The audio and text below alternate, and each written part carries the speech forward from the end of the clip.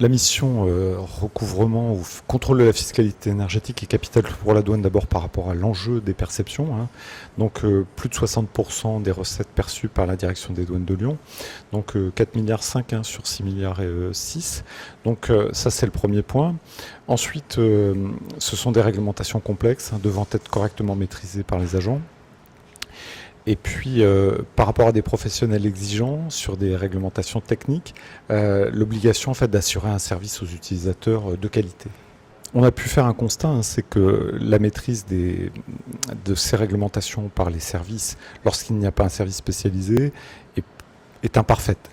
Donc les enjeux, c'est vraiment de constituer des services de professionnels, d'agents bien formés, qui maîtrisent parfaitement la réglementation, à même à la fois d'assurer un correct renseignement, correcte application de la réglementation en destination des opérateurs, et puis en matière de contrôle, d'avoir des professionnels qui connaissent les installations dans lesquelles ils vont contrôler, qui connaissent les réglementations en matière de sécurité, et qui sont à même de donner des résultats rapides lorsqu'il y a une anomalie qui est constatée à l'occasion de ces contrôles.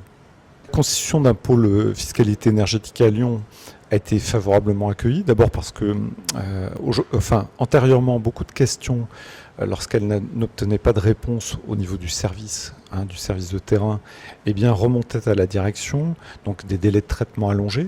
Aujourd'hui, beaucoup de dossiers sont traités directement par le service, avec des relations personnalisées entre les opérateurs et les agents, c'est-à-dire qu'on s'adresse à une personne qui est identifiée parce qu'on la connaît, on a confiance en elle. Pour des cas complexes, des réunions sont organisées. La douane se déplace sur les sites des professionnels, travaille en collaboration avec, s'il y a besoin d'une expertise, le service commun des laboratoires. Il se trouve qu'à proximité de Lyon, il y a le laboratoire d'Oulin.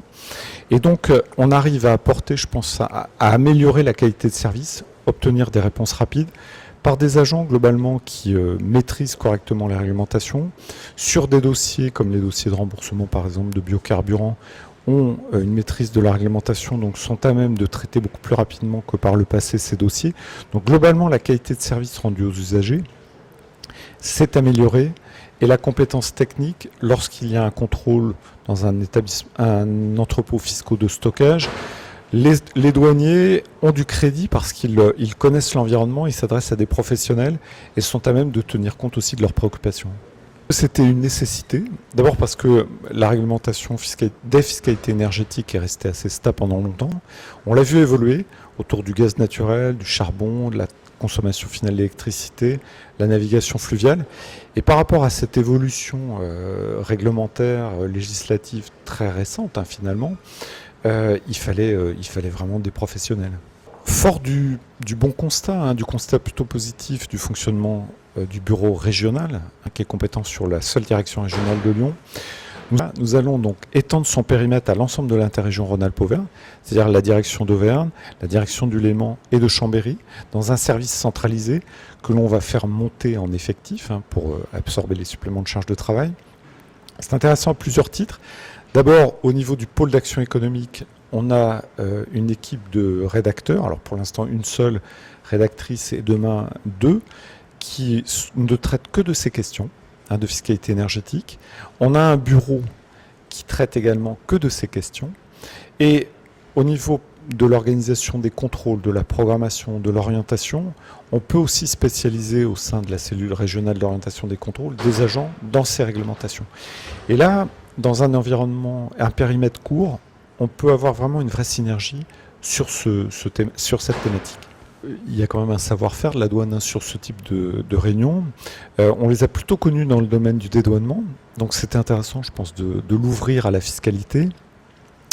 C'est intéressant pour les douaniers d'avoir aussi la perception que les opérateurs ont de la douane, de l'administration.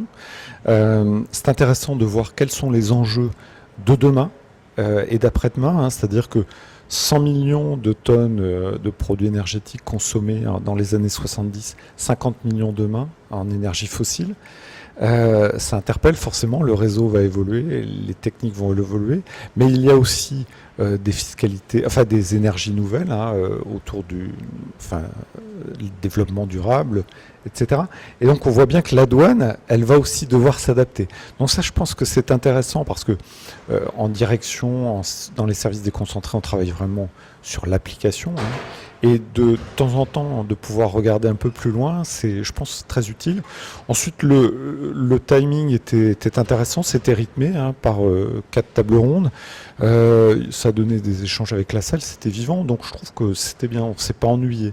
En tout cas, on a appris des choses, c'était très utile.